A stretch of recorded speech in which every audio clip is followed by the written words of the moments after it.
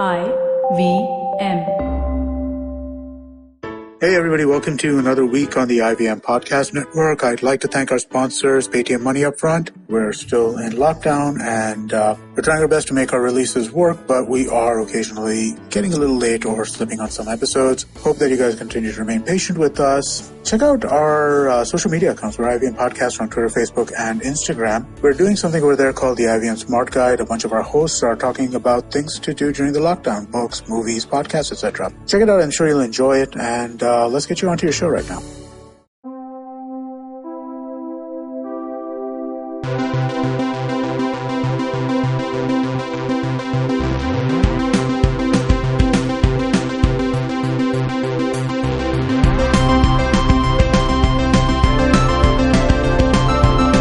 Hey everybody, welcome to a very special edition of the Geek Podcast with me, Tejas, and I also have Dinkar and Jashnu. Hi guys. Hello.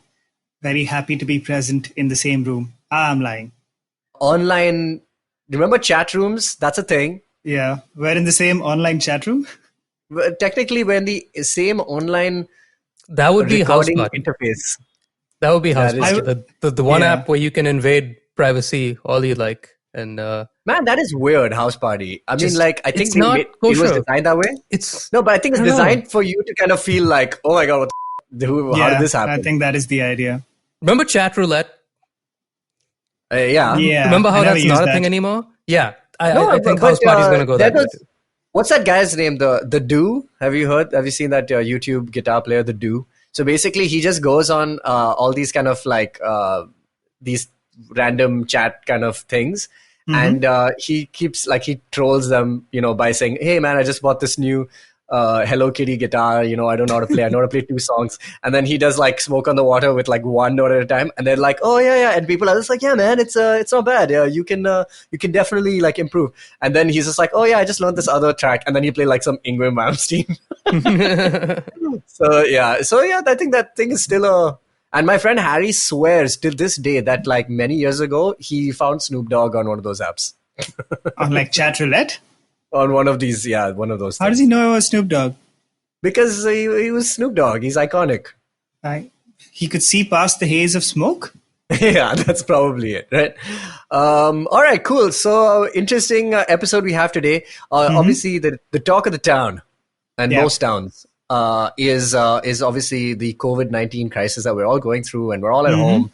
But we decided that there are definitely some interesting developments that have happened across the world which are positive in nature, and lots of creative things that have happened because of the humans' ingenuity to overcome boredom and make something interesting for everyone to kind of watch and feel like they're still connected to each other. So that's really nice.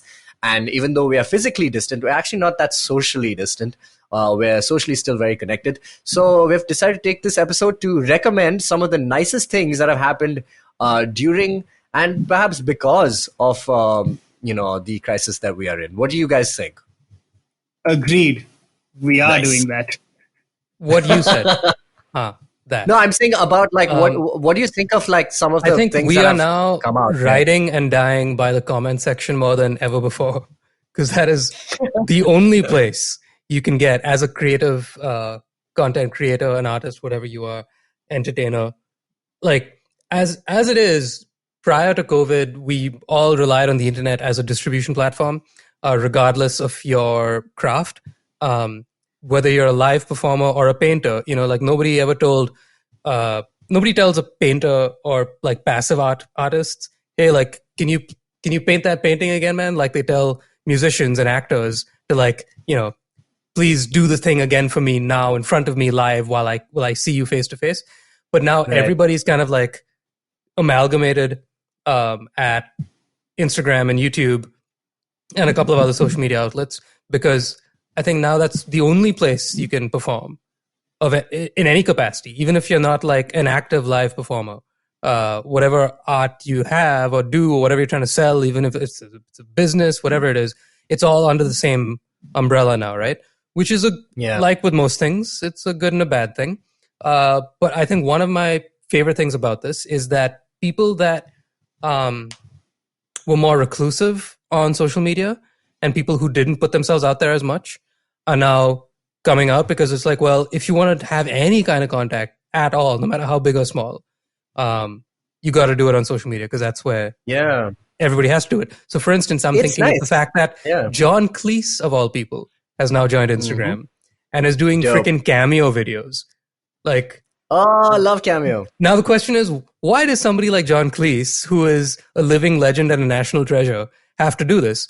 Because he's bored. That's why. And I don't mind that he's doing it because he's bored, because end of the day, I'm being entertained. I know that prior to COVID, he never would have done this, because he would have been, I'm John Cleese. I'm going to sit at home and, read fancy pants books and be a badass and just not have to worry about anything, because I'm motherfucking John Cleese. But now, just because he's trying to kill boredom like the rest of us, he's on social media, and I love it, because now everybody. Yeah, I want to see it as a huge positive. Like, I know, like, it sucks. It kind of sucks that these people are like not forced to. I mean, like, it's nice that people are. I mean, Instagram and Facebook Lives and all these music concerts have become like deep cut central, man. Like, we're hearing all these acoustic versions of all these songs that we probably would have never heard before, but just because they're on, it's nice. Like, I'm waiting for. I was just watching one of my favorite bands, Flight's live video. They're doing a weekly thing, and I had half a mind. And I didn't do it because I was like, somebody else will do it. Apathy is not dead yet. I had half a mind to just sit and record, like screen grab the audio, because I was like, this is going to be the best freaking bootlegs collection ever. It really is, yeah. Because like you said, they're playing all the deep cuts. They're all acoustic versions. They're all, unique performances. Yeah, and audio quality is not terrible. Some of them are actually pretty good.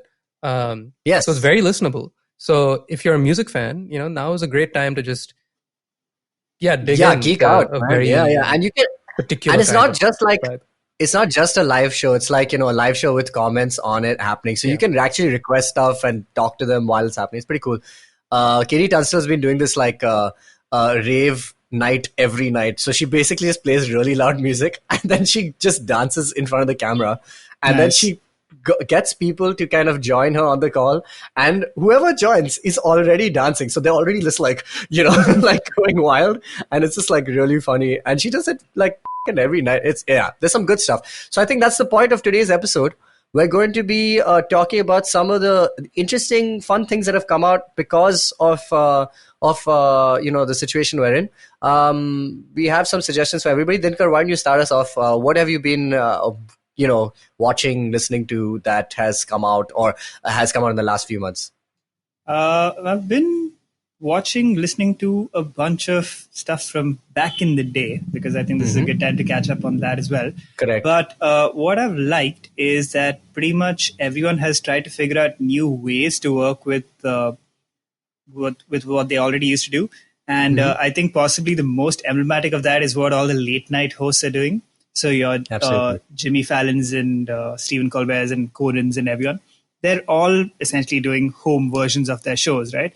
And it's cool to kind of see the evolution of them figuring out how it has to be done in the first place. So I really, in fact, enjoyed the first couple where like Stephen Colbert, for example, just shot himself on his phone video conferencing into somewhere. Yeah. It's terrible quality, but I feel like those kind of restrictions actually make for very interesting television. Like the last time I can remember something even close to this happening, not at all, of course, in the same league in terms of, exactly, the writer's strike. Yeah. But you remember how it, and obviously this is a much bigger, much more global crisis and much more impactful in terms of what they can do. But you remember how the writer's strike kind of forced Conan to basically start doing weirder stuff?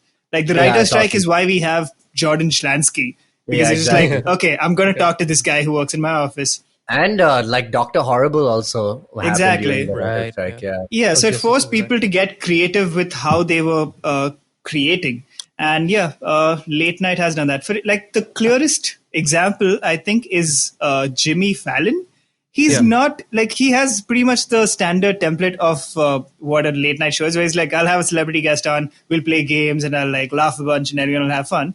He's doing weird stuff now. Like he has his kids in every. I mean, it's still like cutesy, but those kids are amazing. I love the fact that they're not editing themselves at all, because I think this holds very true for podcasts, but I guess even more like now it's shining through for these late night hosts, especially, is that after a point when you're such a recurring entity in people's lives, when you do the daily kind of content creation, people end up coming back because of you as opposed to what the show is about, really. Like, even though you could get a pretty decent news roundup from a late night host's monologue, especially if you're looking at like a John Oliver, who's incredibly informative.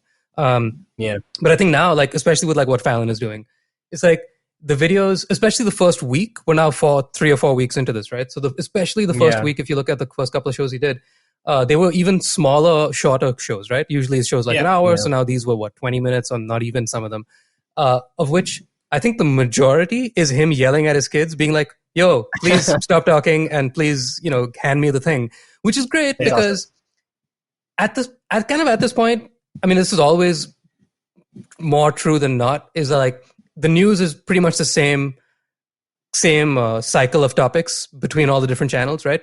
So you just go to different sources to try and get a slightly different opinion or a slightly different, frame of reference or whatever for the news. But clearly everybody's just talking about COVID and it's the same-ish information being shared amongst different people. So we're at week 4 of this disaster. So it's like, what more news are you going to get out of this? Except for the one thing we're all waiting to hear, which is the good news to tell us, that they found a cure or whatever it is. So I like the fact that now, in the vein of the writer's strike, the hosts are basically saying like, look, I don't have a Jordan Schlansky available. I have a 3-year-old and my wife or whatever, and my dog or whatever it is. And they're just like letting loose with like, people like me. I'm okay with just being an open book in front of this cell phone camera for the next indefinite future. Let me just make the most of it. And I love that because it's kind of that carefree, listen to the wind attitude. And it's great.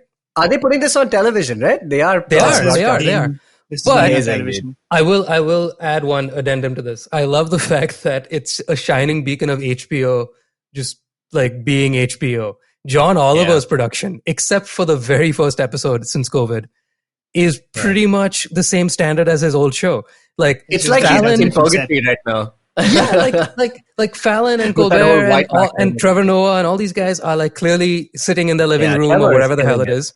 But John Oliver has a legit studio setup. Like I believe it's happening as productions go on. So like Jimmy Kimmel has an entire camera and audio setup in his living room now. But I mean, you can see that it's still his living room. Like, he's improved and it does look better than it looked like 2 weeks ago. But like John Oliver had literally one episode where he was like, I'm sorry, I'm doing this in front of a white wall. I'm basically in a bathroom or wherever the hell it was. Yeah. But now, like, if you showed me this previous week's episode of Last Week Tonight and you showed it to me in a vacuum, I'd never know that it was like made during quarantine. I'd be like, oh, he just went to a different studio? This is weird. He went to a different studio. Yeah. The one good thing I like about it is that it's kind of like it's nice to see all of them without like a laughter track or like basically a live audience. So they really have kind of like really sharpen those those chops. I was just gonna say, I feel like oddly, John Oliver and Stephen Colbert, who are probably like the sharpest and best of the late night hosts typically, you can see them struggling a lot more to adapt to the rhythm. John Oliver especially, the content of his show is still great. And you can sense that the jokes work, but without him bouncing off of an audience, like you see the typical format of stuff he does, like where he reacts to a graphic and goes like, that's not what I'm saying, Jeffrey. And like, there's no audience laughing. So you're just like, I guess that was a joke. As opposed to like Fallon, who's, exactly. And they like, you see them like pause for laughter that isn't there and then kind of move on. And I think what interests me about what Fallon and Conan have been doing, Conan's of course always done this, but they are really adapting to stuff. Like Fallon does his monologue jokes, but instead of audience laughter, he now has like his kid hitting a boo button on the iPad and he's just like, okay, I guess you find nothing funny, and he moves on. So they're substituting that lack of audience with something which John Oliver hasn't done as much. It's still great content, but you can see he's kind of figuring out what he should do. Stephen Colbert, he went all in on doing something weird in the first few where he was like sitting in a bathtub and just rambling for 20 minutes. Now he's kind of getting back to his standard show, but he's figuring it out as well. Conan is doing like weird stuff where he basically just shoots himself doing a video call with Andy. So it's interesting. It's cool to see them trying to figure out new ways to do things. And I just to also conclude this before we take a break, I think why people are kind of obviously, latching on to this whole thing is that apart from the fact that it's just like vastly different from what they do, but I think our generation also has like a good, like, I think everyone's kind of good about like watching raw content, which is not packaged, and it's like not like, I think people dig that a lot, a lot more raw kind of in your face things. So yeah, man, I think it works. I think the late shows are doing a pretty good job in adapting their shows. I love Trevor. He's still killing it. Trevor's doing a solid job. Yeah. And his interviews have been especially effective. But Seth Meyers did one of his, I think the first Closer one Look, he's still doing Closer Look from his house, right? He's doing they're doing like segments like Amber Says What and like jokes Seth can't tell all over video call. But the first one he did, he was just like, man, freaking YouTubers, they figured this out way before any of us professionals could. Shout out to you guys. Yeah.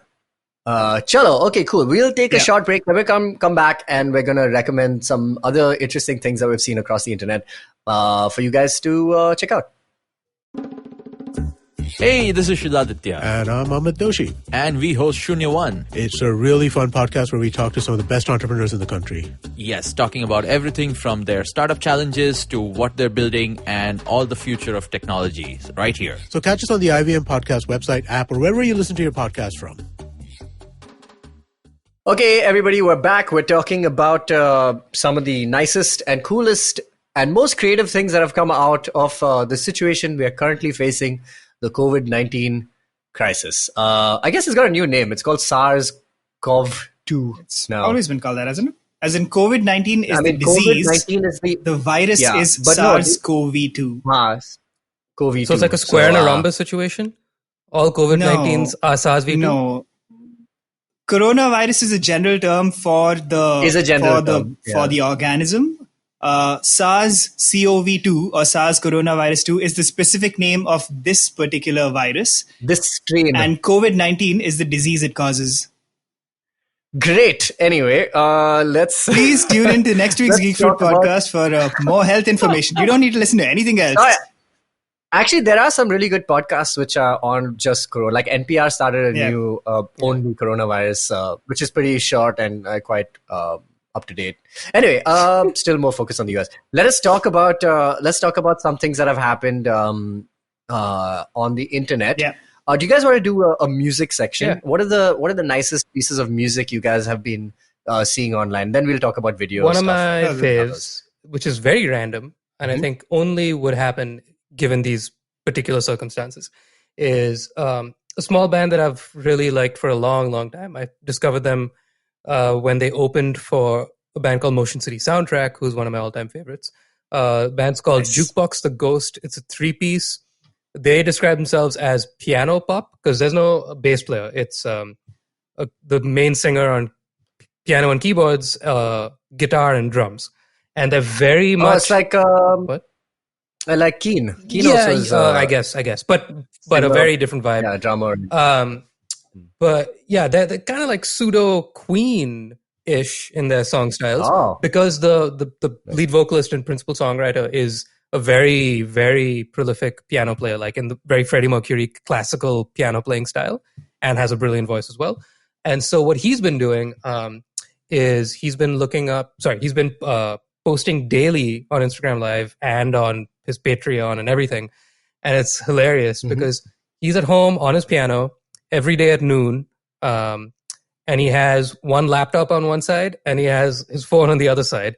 So in either shot, you see said other device.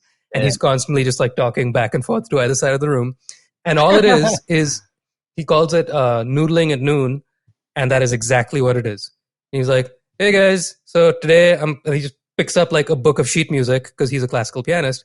And he's like, today I'm going to play this thingy. And then it'll just be like an hour stream where he's just practicing at home and he's freaking phenomenal. And so it's just this dude just playing away beautiful operatic scores. And then in the middle, he'd be like, and now here's our single from our last album. There's like a 3-minute pop song. And then back to like half an hour of like, Mozart and Bach and stuff. Nice. What's the name of the band again? The band is called Jukebox the Ghost. The guy's Jukebox name the Ghost. is, let me make sure I got it right, Ben Thornwill, BenThornewIll. Ben And is he the Thornwill. jukebox or the ghost? He is the man in front that sings the I songs. see. That is all I got. Nice. He's great. That's cool. Any other concerts you've been watching? Dinks, have you seen anything that you like from any artists that you're digging? Several, man. In fact, like I feel like I've lost track of how many I've seen over the past few days. So some I've enjoyed. Ben Gibbard has been doing a cool thing where he does like an hour-long set every day. Dude, and his studio is so nice. It's a very nice studio, and he's got like his platinum records up behind him and stuff. Humble brag. It's just it's a full flex, Casually but just it's hanging in the amazing. back. But he's what I liked was he kind of had thematic shows, I suppose, because he was doing a show every day. So he did an entire show where it was just covers. He did one show where he was like, okay, I got this request and I got to listen to the people. So he played a comedy song from Tim Robinson has this sketch show called I Think You Should Leave.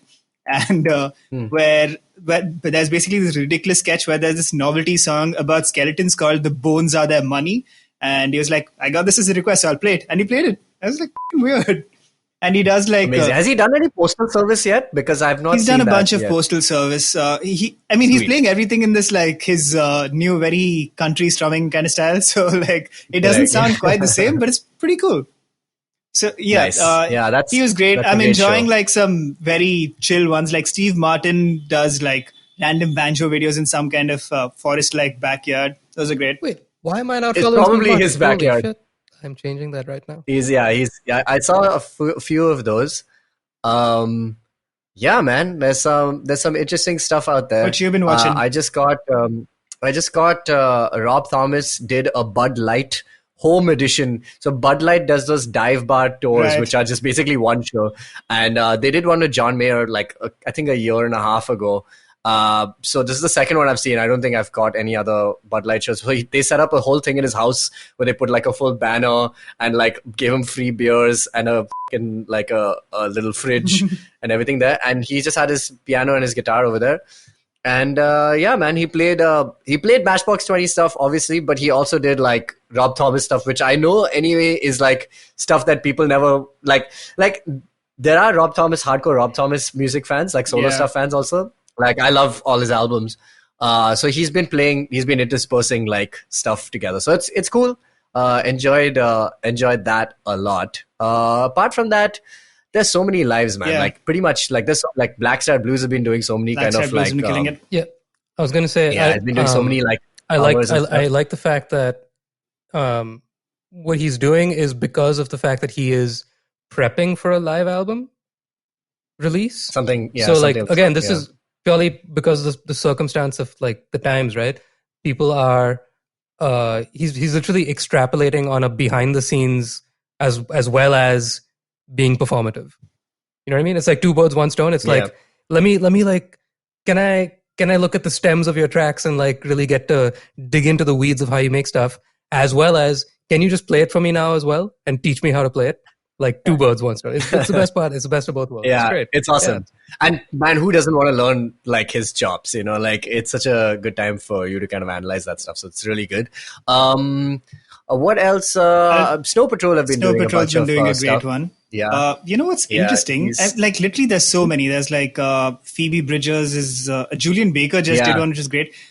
Julian Baker was great. Soccer Mommy, dude. The NPR did a Tiny Desk at Home edition with Soccer Mommy. And it's probably the best way to listen to Soccer Mommy stuff also. It's like, pretty much a vibe anyway. I was going to say, one last music guy to close it out. Very interesting that Drake put out a song and a video that has been pretty much created over the past few days completely in this thing. It's called, it's a 2C Slide. Yeah, 2C Slide.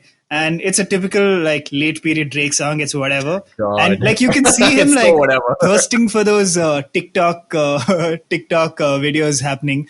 But it's crazy that he did this all like isolated. That video, have you seen the video? No, I'm not seen the video. So the video is basically him in like like he's really dressed up in like a jacket and his face is covered with like a scarf and stuff. And it's just him like running around his house and like dancing around. His fucking house, dude.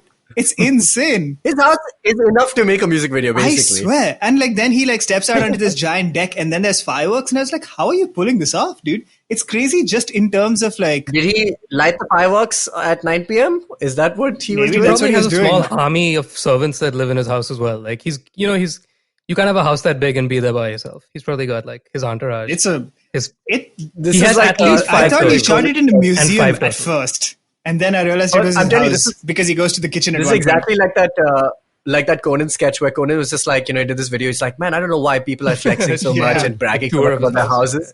And then he's like, let me just, I just want to do a magic trick. Where's my lucky penny? And then he just puts all these Zoom backgrounds of these huge Roman halls. My God, so funny. All right, cool. So I have one last thing to close the music segment out, which is a personal one. So I've done a live, and I've done a You've few done shows live. several. Just You were doing lives I've done a before it few was shows. cool. This is true. Jishnu has put out some videos on his Instagram as well. So Dinkar, the real question is, when, are we going to see some or hear some nice ambient sets or some lives from you as well? Because the Dinks army needs something to feed off as well. That's true. So that's my question to you. I actually wanted to put out an entire set, which was going to be the 35 seconds at the start of every live, which will be like, all right, okay, well, wait, hold on. Is this camera on? Yeah, okay, it's working. Okay, cool. Then an awkward smile and like okay, just gonna wait for more people to come. Hey, hi, yeah, I'm good. Hope you guys are safe. Yeah, so I'm going to do an entire album of just that. Great, it's recorded right now, so that's good. We have it. Please, You've got it in the this is bank. my drop. I'm gonna request you to live stream the next every day. Mm-hmm. The camera doesn't even have to face you. It's just the crossword that you do. But Ooh. audience Man, you know what? interaction. They're not delivering newspapers. I whatever. love this you have idea, a though. book. Don't you have a book of crossword things? I do. No, have the a- Guardian is there, man. Come on. So, yeah, even if it's an Yeah, online I mean, but crossword. like I'd have to But go my and do it point is, online. I you- enjoy the you paper point- and pen feel of a newspaper. You point the camera God. at the crossword, and then if somebody on the stream gets a word before you, the audience gets a point. It's you versus everyone. Jugs, I love This this is some idea. prime Geek Fruit content. Yeah. Okay, so one so 1000%. go live from both from your account and the Geek Fruit account, and point one camera, the Geek Fruit camera towards the crossword, the Dinker camera towards Dinker. So we can just and see then, you boom, think. There you got it. How do you shut off audio on one A of them? multicam. That's what I've been trying to figure out as well. Right. I'm working on it. I think you have to plug something into it, like a broken microphone. Ah, or that something. makes Cut sense. off an old microphone Cool. and just plug it in. Yeah. Or just You know like what put I've duct tape enjoyed? on Or your just mic. like Flula Berg has been doing Yeah, this this- thing where he solves math problems from viewers. It's freaking amazing. So he's just like, okay, so you want to find out the volume of a cylinder? All right. Then you figure out. And like he explains it pretty doing well. numericals. Yeah. Amazing. All right. So we're going to take another break. Then we're going to throw it open to any forms of media that we've been watching. We'll be right back after these messages. Let's be real, it's all on the phone. How many times have you motivated yourself to improve your sleep or lose weight or be more productive? How many times have you failed? Hi, my name is Ashton Doctor. Tune into my show, The Habit Coach Podcast, where we focus on creating small, tiny habits to improve your life instead of those big, impossible tasks. So make listening to me a habit every Monday, Wednesday and Friday on the IVM Podcast app or ivmpodcast.com or on your favorite podcasting app. Hey guys, we're back. We're talking about some interesting things that we've found on the internet during this COVID-19 situation. All right, so there have been a number of things. Let me kickstart it by saying there's some smaller, little, slightly more fundamental units of interesting creativity or just like whatever pieces of content. I don't want to use content, but yeah, that people have been putting out. Fundamental units of content. Oh God. I'm an SI unit guy. Yeah. Sorry. All right. Yeah, like slightly smaller, unpackaged goods is Right. what I was trying to get Yeah. at. So one of the things that I saw, which I kind of have been enjoying, even though I don't understand anything, is Sir Patrick Stewart, who's been Yeah. doing Sonnets. sonnet a day. Yeah. So good. And it's really good. Even though I struggle to kind of understand, I just wish, because, I mean, let's face it, Sir Patrick Stewart is an old man. We're not going to have him around forever. But this can last forever. I just wish he was doing it on a better audio source. But I mean, whatever. The videos are forever. So it's really nice to see him. We should get him on Zencaster. It'll be great. He's always been pretty good at the internet in general. Yeah. With his small with comedic videos. And his dog. Oh my God. Yeah. His dog is just the joy of everyone's life who watches that Instagram profile. So yeah, Sonnet today. So basically, he's just reading, every day he picks one of Shakespeare's many sonnets and just recites them as, splendiferously as you can imagine Patrick Stewart to do. And it's nice. It's like really short. It's like 1 minute, 2 minutes long. And it's just a pleasure to spend some time with Sir Pat Stew every day. That's one really interesting thing that you guys can check out. What about you guys? What else have you been watching? I think I was just going to talk about how the acting world, I suppose, and the world of film and television has addressed this. It's been pretty interesting because there's something called the viral monologues. I don't know if you guys have seen that, but basically it's writers write monologues over 24 hours and then they're performed by actors. So people like Richard Kind and David Cross and Rachel Dratch have been doing them. And like obviously all of this is for charity. So there's that.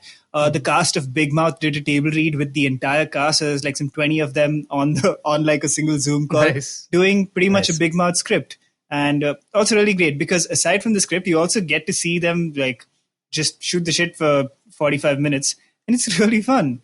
So those have been cool. But Jugs, you give me one of yours actually. I'll give the no-brainer, which I'm surprised we haven't brought up yet. Some good news. Everybody's talking about it. Yeah. I was just going to talk about it, but then I thought you'd have thoughts. No, that's. I think it needs to be talked about. It's the best thing ever. I'm actually not surprised it took this long for something like this to happen. Because it's like a beautiful irony, right? Like shit has to get really bad for like us to like go to the lengths to make a show like this, because it's really straightforward and simple what he's doing. He's literally just doing like a visual retweet of stuff. It's just like, hey, here are fun things I found, and let me just copy paste them and put them back on, which is exactly what a news show is, isn't it? So like, there's no good reason to the answers. Like, there's no good reason to the question of like, why hasn't a show like this existed before, other than just, I think, apathy of people being like, well, anybody could do it, so I guess somebody else will, and nobody else did. And when I say people and nobody else, I'm talking about like pre-existing celebrities who have the reach and the charisma to like host a show like this. So as I watch it, it obviously makes me feel good because it's good news, as the name suggests. But it's just also like just a really cool case study, just in general, of like the fact that it had to get this bad, like for something this good to shine. It's like we've needed a show like this for years. We've needed a show like this ever since the internet began.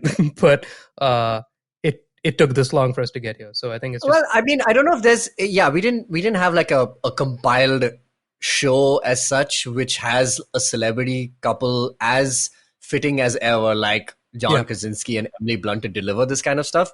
But I mean, there are channels and stuff like... I think there's definitely been stuff like this before. Yeah. Like, but I mean, stuff that's been like so widely accepted, and like people are... You're saying there hasn't been stuff like this from John Krasinski before, and we were crying out for it. Yeah, it's true. No, I mean, like, it takes stuff from... like John Krasinski. I mean, I'm really sure that there were people... I'm sure that there were people that, like doing it on a smaller scale that don't have the reach that this guy does. But that's kind of also what I'm getting at. Like, why didn't networks that have money and contacts and money to pay pre-existing famous people, like your late night hosts, to do a show that is purely just good vibes, as opposed to what has been happening, which is a show that tries to cover everything, both good and bad. And unfortunately, there's more bad news usually in the news than good news. So you're right. I'm sure that there are people doing it and that have been doing it, but it took these circumstances for like people to take it onto themselves, like for Krasinski and Blunt to like say, we'll put our own time and money into this because I got nothing else to do, so might as well. I mean, yeah, there's not. I mean, it's mostly like him using his celebrityness to kind of get like a bunch of cool people on his show. Like, I have a technical question. They did this one awesome thing with this girl named Aubrey who wanted to watch Hamilton, and then they got the entire cast of Hamilton to kind of sing. How do they do that? First of all, I was wondering. I would imagine I would have said that they would have the audio. Yeah, I think they on their own end?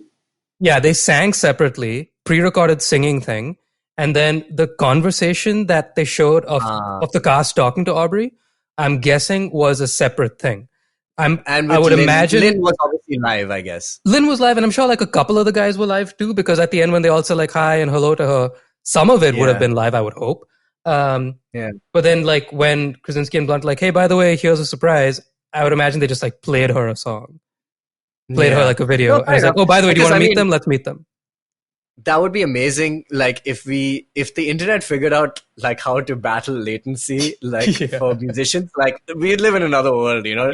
I remember this one thing that happened a long time ago where the Dixie Chicks, or was it Bare Naked Ladies, one of them, this country band basically kind of played a song with Chris Hadfield, who was aboard the ISS. Yeah. And it was perfectly synced and in time, and it's using some obviously space technology to basically have no latency. Well, there's no one else in space, so his bandwidth was through the roof.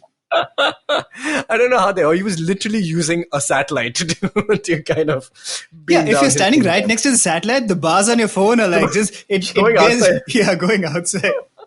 So yeah, man. So I don't know how they've done that, but yeah, this was the John Krasinski show is great. I mean, there was a Steve Carell interview, which is really nice. Yeah, just the homely touches that only John Krasinski and Emily Blunt can provide. They are really the first family, man. They should just be Reed Richards and Susan Storm and just do it already. God damn it! Do you think it's because the motivation of doing this as a job has changed for people? So, like for John Krasinski, I think the reason he wouldn't have done this, I mean, aside from the fact that the motivation wasn't as clear, where the world wasn't necessarily in a complete mess, he was obviously looking to create stuff like A Quiet Place Part 2 and basically like tell a certain kind of story. And now that the ability to do that isn't there, A, and B, the fact that even if he tried to set up a show like this before, there would have been other entities involved, right? Like he'd have been like, all right, how much am I charging for this? Like how much is my production company getting paid? Who are we bringing on to do this? And so on. So I think what has happened, and like this ties into what I was saying about like what the late night guys and so on are doing, is that the barriers of creation that the industries, like the music industry, the television industry, the film industry, what they've always treated as the steps of a production have all disappeared. So essentially what's changed is much like a lot of people were doing before. They're just making stuff themselves and putting it up online. Yeah, and they're like famous enough for people to want to watch it anyway to begin with. So that's really interesting. And I think this feels like a show that John Krasinski and Emily Blunt must have already kind of said, you know, this is probably what the world needs and we should one day do this. And now that they have the time, they're just doing it. I'm sure the idea existed. But yeah, they're just doing it now. Here's the couples thing has become quite a thing, right? Sorry? Mm-hmm. I was going to say that couples doing shows like Kumail and Emily are doing their podcast. Paul F. Tompkins and Janie Haddad are doing a podcast from home as well called Stay F Homecast. Which is so good. Nick Offerman. That's also because I think Paul F. Tompkins like would fall seriously ill if he wasn't on a podcast. Yeah. One thing I've been thinking about though, with everybody doing so much new stuff from home, like you said, like with Krasinski, like, you know, stuff that you wouldn't normally do. Like he would probably rather be making movies and writing and directing, but then he's like, well, I got to do something, right? So I wonder if these lockdowns sustain themselves long enough that people get so used to A, making and B, consuming content like this, lo-fi, homely, raw, etc. Do you think that's going to threaten filmmakers down the road? It's like if people get so used to it, to be like, well, I could spend $100,000 and make this really fancy pants thingy in 4K and la la la, or I could just do it from home on my phone for free, which is what I have been doing for 6 months. So I guess I'll just keep doing that.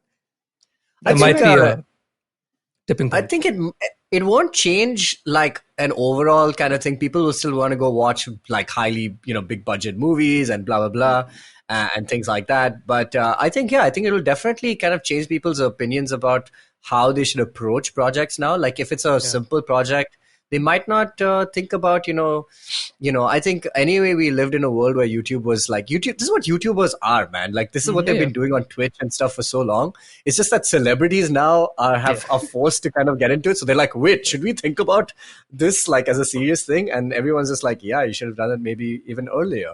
But I think it'll just like change people's like thought process about how they want to approach projects. Maybe it might get even more stuff, because of it. So, how do you guys think it'll change the projects themselves, like these fundamental units of content that we consume? Yes. I feel like when people get back to making movies, do you think it'll change what those movies are like? Like, for example, now that filmmakers know that they can't rely necessarily on blockbuster, you got to go watch it in the theater, action set piece kind of movies. For a while at least. Do you think they'll move more towards like plot-driven stuff? Or do you think like when this recovers eventually, those kind of movies will make a big comeback, like just community watching experiences? I feel like this will impact what, like basically what the next wave of a movement in popular culture will be. Well, I think we'll get more home styled kind of like basically like more raw forms of content from bigger names. I think that's just the change. Like I don't know if you guys saw this one thing. It was passed down by two family members, namely my dad and my mom. Both sent me the same YouTube clip from Sony Max or something. So basically Amitabh Bachchan and a bunch of actors from India did a black and white kind of film, like a short film, which is called Family. And it's done pretty well, like, they've shot it in such a way that it looks like they're all together in the same house and all that jazz. And it's got Ranbir and all these guys. And the film is whatever. But the idea that they actually just did this was kind of cool. And they put it on television as well. And it's there online. And it's shot in black and white. So nobody had to think about like grade or blah, blah, blah and things like that. So not shot in black and white, but like obviously processed that way. And it's got Mammootty and stuff. So it was kind of like a little bonding thing that is there. But I think, we might see more familiar faces in these formats rather than, how we saw Lily Singh or something ascend to the bigger stages. Like, I think we might see the reverse happen a little bit more. But like, if you want to, if you see like movies like, which I couldn't even finish, that movie called Six Underground, which was this big action film from Michael Bay that came out on Netflix a couple of months ago. It was just a terrible film, honestly. Like, I just didn't enjoy it. And maybe it would have worked better in the ways that, Fast and the Furious works really fun, in the theaters and that you don't think about it ever again. Yeah. I think, I don't know if it translates as well to home viewing, man. I still don't like watching movies which are big spectacles on, even at home, even on my like screen, everything on the TV and everything. I still like prefer going to the theater. We were just talking about how we went for Onward. That was the last film we saw in the theater before this whole thing. And we were kind of upset that there were not that many people in the theater. I was like, why do people not go out? And I think maybe people remember that it's such a fun experience to go to a theater and enjoy a film together, especially like when it's a movie like Star Wars Endgame. I think it'll come back for sure. Yeah, that's what I feel might happen as well. Like we were kind of in this wave of really appreciating these intimate versions of content because it's not something we're used to. So maybe after like, I don't know, whatever, like a year of living through this, we're kind of crave those, like the big things, right? Like you want your music to be like huge maximalist sort of productions instead of Absolutely. like, basically my album is primed to go. Very good. You're ahead of the curve. I just waited for the one to come around. Yeah. No, man, I just think that, all these things are taken for granted. I mean, like the reasons, like the fact that we are seeing people go out of their way to create things from their homes and everything is just, is emblematic of the kind of need for humans to kind of connect in a more communal way. And I think that's nice, man. Art is is made for that, man. Like, so yeah, I mean, I don't suggest everyone take a vacation right in the first month we are allowed to kind of escape, but maybe as we phase out, it'll be cool. I did want to recommend one last thing, maybe. One of our favorite SNL cast members, Melissa Villaseñor, she did a stand-up special from her house. Yeah. And it was cool because I saw it, and there was a YouTube live chat happening at the same time. Yeah. So even though it was live, so people were still responding in the comments. It was pretty cool. And she's just being typically the same person she is pretty on much stage. herself. Yeah. I know maybe people should be doing more stand-up stuff, because right now everyone's just posting older clips of their stand-up specials. But like this is like cool to see that her entire vibe in general is kind of like, oh, okay, I guess I'm doing this. Yeah. So it's like she's perfectly suited to just doing like homemade content. Because even before this, she just like put up like clips of her trying material at open mics, which most comedians wouldn't do. Yeah. I was gonna say the format of comedy also, like comedy obviously like lives and dies on being performed in rooms. So I think interesting stuff is being tried there, like the Brown Bread Collective. Who they're a place that organizes, well, not a place, like they organize open mics and stuff here in Bombay. They've been doing this like Instagram open mic thing, which is pretty surreal. Wow. Yeah, so I've seen like bits of those. So basically like one of the comedians just like takes over the account and goes like, okay, I'm going to do my jokes to nothing right now. Wait. It's not done as a split screen kind of thing where people request like an open mic and then you just bring them on and then they have to do. No, so like basically I think they have different comedians. I think the one I saw, they did like they brought on a comedian and then like then he's the host. The host part of it just becomes like blank or whatever because like they point the camera away. But yeah, it's weird and clearly nobody's figured out how the actual comedy will work. But yeah, I think it's cool that people are trying stuff like this. Like, yeah, I love how weird everything is getting. It's very nice. I think Melissa Villaseñor, she says in the special, she's just like, just before this whole thing happened, I just made this entire thing. I had this intervention with my friends, and all of them were like, Melissa, you got to go out, you got to meet new people, you got to have new experiences. And then this thing happened, so I was just like, all right, I'm going back home. And I was just like, oh my god, this is really her space. Like some people will flourish. It's not for everybody, but I mean, I'm eager to see how everybody evolves into it. I have one last recommendation before we wrap the episode, which is Geek Fruit, this collective from Bombay. They're three really well-informed people about entertainment. They're going to be doing some interesting things on interesting formats for YouTube. Please make sure you check it out when it comes out. We're all big fans, and yeah. They're all right, yeah. Let's be honest. Okay. Thank you, guys. Don't forget, if you have any recommendations, to find us on social media at GeekFruitHQ. And we'll see you in the comment section. Bye. Bye.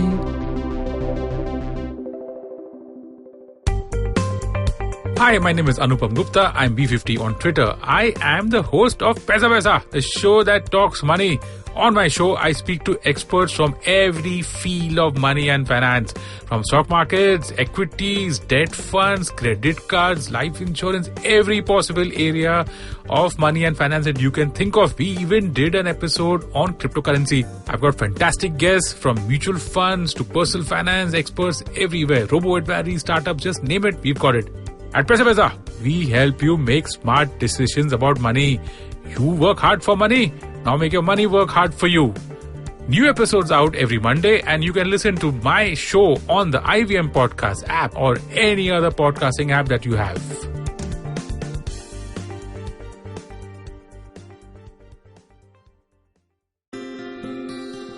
Welcome to Peak Planet, a new podcast where we delve into the fallouts of the growth path that we, and indeed much of the world, has chosen. Sustainable growth is the buzzword. Until we nail that down, we need to ensure that we keep our population healthy and also have the resources for our increasingly urban lifestyles. I'm Karthik Ganesan, a researcher at the Council on Energy, Environment and Water, a Delhi-based policy research institute where for almost a decade we've been trying to explain and change the use, reuse and misuse of our resources. In the first season of Peak Planet, we take up air pollution, public enemy number one and an invisible one at that. Increasingly, the most important risk factor for adverse health outcomes, air pollution has become the most unwanted byproduct for aggressively growing economy. Over 4 episodes, we find out how prepared our systems are to deal with this crisis. You can catch the entire first season of Peak Planet out now on the IVM Podcasts app or website, or wherever you get your podcast from.